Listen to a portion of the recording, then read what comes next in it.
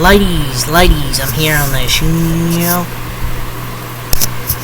and I'm here to talk about some NFL news. We're gonna start with this. So, the hashtag Giants say running back Tyrone Tracy has cleared the NFL's concussion protocol and will play Sunday versus the We Are Commanders. Bum bum bum bum bum. Well, it'll be 33-10 instead of 33-3. Am I right? It might be close. These two teams always kind of play close. So we'll see how Tyrone Tracy does. He's been really the running back one for them. He's really broken out, so we'll see how he does. So, TJ Hawkinson is officially back for the hashtag Vikings. They're starting tight end, which will definitely help them. The Vikings said he's back, and Ian Rappaport with the confirmation that he's officially back. So yeah, they lose Christian Darrisaw, but they get TJ Hawkinson. See if they provide a spark for the Vikings. Start 5-0 now, 5-2. Nick Underhill has shared the injury report, and Derek Carr is not on it, and Ian Rappaport confirmed Derek Carr is off the injury report and will play against Carolina. So he'll officially be back this week. They started 2-6, 2-0, 2-6. We'll see if they go from bad to trash, or they go from trash to bad. Excuse me. So, Texans starting guard Kenyon Green is expected to be out for the season with the shoulder injury he suffered last night, sources say. So, man, when he went out of the game, their offensive line really struggled. And the Texans might be toast, man. Just the injury bugs. Stephon Diggs, Kenyon Green. I guess Kenyon Green hasn't been as good. But still a loss for their offensive line, and he's headed for injured reserve with his shoulder injury. There's some clarity from Ian Rappaport. There's at least a chance of a late return, depending on how rehab goes and where the Texans' season stands. So he's out indefinitely, possibly for the season. Well, Green kind of got trucked all night long, and they didn't really go to mix in the second half. So yeah, I get it.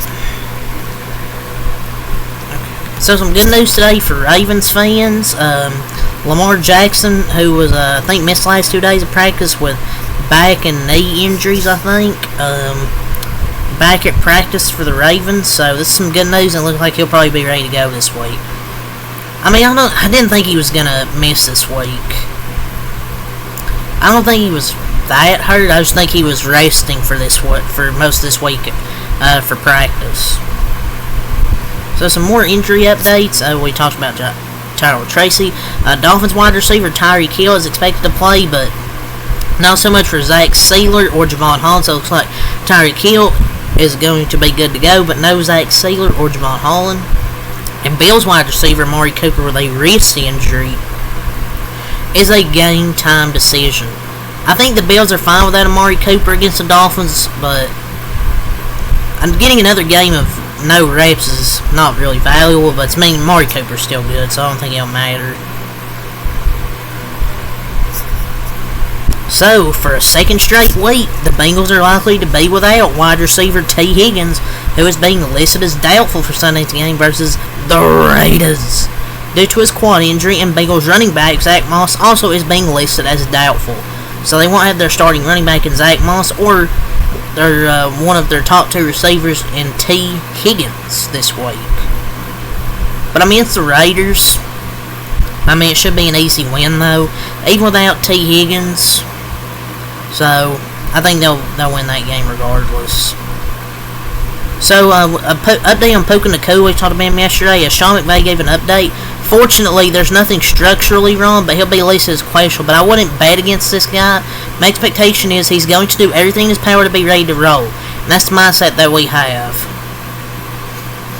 I mean, I would hold him out this weekend, but the Rams need this win this week.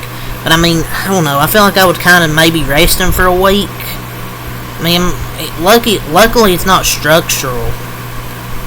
But I'd rest him another week.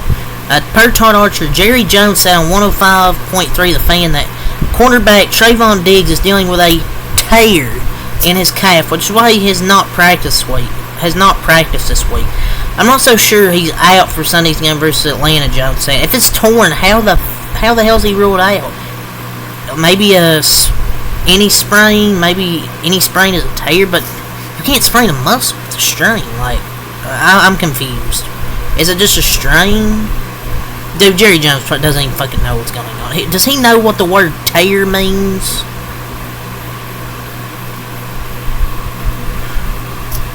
So, Chargers wide receiver Quentin Johnston with an ankle is off the injury report and set to return to action Sunday versus Cleveland. So, Quentin Johnston's back, but defensive end Joey Bosa with a hip, he is questionable.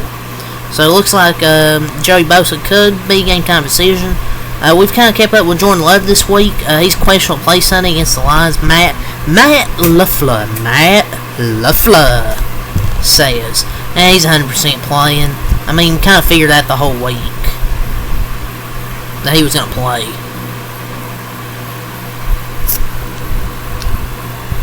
See if we anything from Mike Garofalo. We'll check JPA, nothing there. See if we got anything from Garofalo. Brian Dable, per Dan Solomon. Punter Jamie Gillen is out for Sunday, so they're not going to have a punter. Well, actually, they probably have a punter. I'm sure they have a backup. But yeah, that's one thing there. But yeah, but that's all the NFL I wanted to talk about here, ladies and gentlemen, on the show. So, on the Crown Jewel, I guess, kickoff or whatever it is in Saudi, Triple H says the winners of the Crown Jewel Championships will walk away with a massive Super Bowl-like ring, in quotes.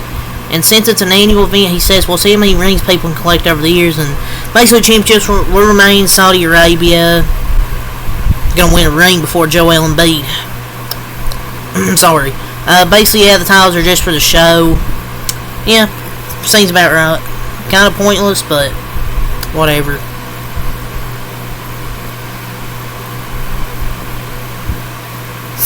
So, WWE announced their TV dates for the road to WrestleMania 41 currently, January 3rd in Phoenix, January 10th Portland, January 13th San Jose, California, January 17th in San Diego, California, January 20th in Dallas, Texas, January 24th in Austin, Texas, January 27th in Atlanta, Georgia, February 3rd in Cleveland, Ohio, February 7th in Memphis, Tennessee, February 10th in Nashville, Tennessee, February 17th in Charlotte, North Carolina, February 21st in New Orleans, and then February 7th, Philadelphia, PA. So that's all the dates currently for the road to WrestleMania. So the advertised card for SmackDown now, which is pre-taped, Cody Rhodes and Randy Orton versus Imperium. Roman Reigns will appear, Liv Morgan and Nia Jax go face to face, and Io Sky, Bianca Belair versus Lash Legend and Piper Niven. I mean, obviously it was spoiled, but looks alright. Looks like a solid show for tonight. I'll say that. So there have been preliminary high-level discussions to have Travis Scott, Fiend, appear on the first episode of WWE Raw on Netflix in 2025 via WrestleVotes Radio Backstage Pass. Fiend. That'd be cool. So this is kind of an embarrassing story here. The New York Times reports that a man who was convinced he was in a romantic relationship with Alexa Bliss gave about $1 million in retirement savings and his granddaughter's college fund to the imposter posing as Bliss. Oh my god, dude. How stupid do you have to be to fall for something like this in 2024? All it takes is a simple fucking Google search. Now she's already married and has a fucking baby. Dude, and you give up $1 million of your granddaughter's college fund. That's embarrassing. Imagine letting a celeb you don't know more than your own damn kids. Pandeo face. My lord. That's embarrassing. So, via PW Insider, or I'll talk about this. WWE announced that Rhea Ripley suffered a fractured right orbital socket, and this actually is a legit injury. She does have an injury behind the ongoing story with Liv Morgan, but no confirmed specifics. There were no confirmed specifics at the time, but the belief among those that were spoken to via PW Insider that Rhea Ripley's injury likely happened in a headbutt spot when she confronted Liv Morgan and Raquel on October 21st episode of Monday Night Raw. It looks like that head game was going crazy. Pause. Man, sucks she keeps getting fucking injured. And Liv Morgan confirmed she signed a new 5-year contract with WWE. So she'll at least be there for the next 5 or so, about 5 years. Cody Rhodes reveals that upon returning to WWE in 2022, he signed a contract that was 15 times more in pay than what he was making during his first run with the company. Man, they really threw everything in the kitchen sink. Adam Cole said that his goal is to end his career with AEW and has no real plans of leaving the company. Yeah, he'll say that and he'll leave the company in probably like 2 or 3 years. Maybe he will stay in AEW till he hangs up his boots.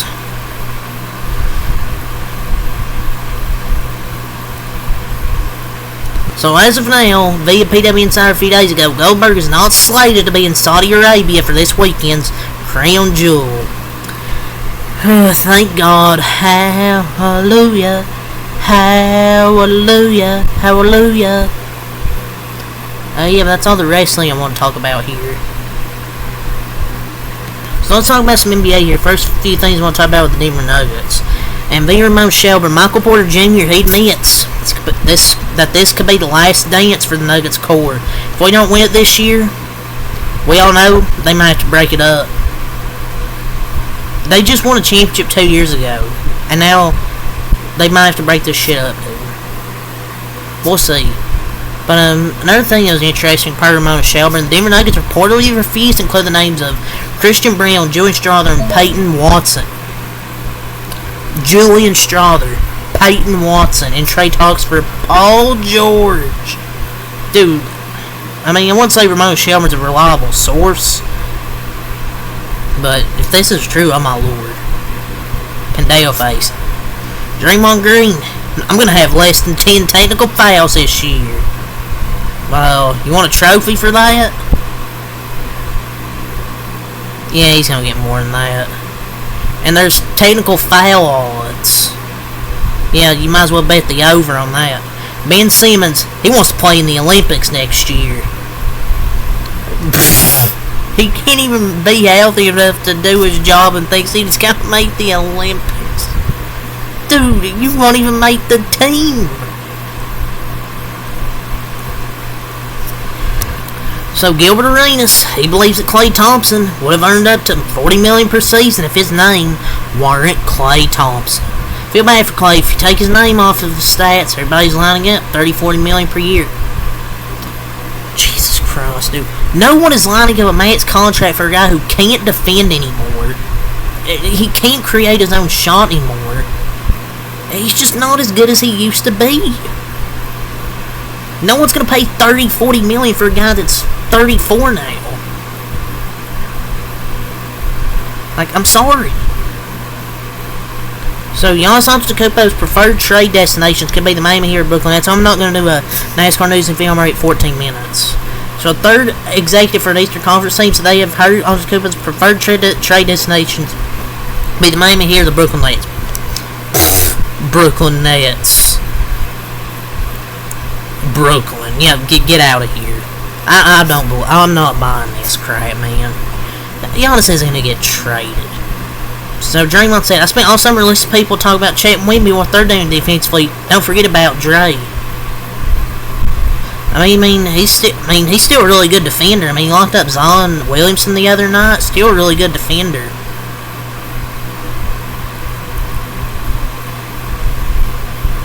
So, I don't think, but back to Giannis, I don't think he's going to force his way out of Milwaukee. Cole Anthony talked about Magic and talked about his play. Well, basically his play. Been playing like dog shit. I mean, it's not wrong.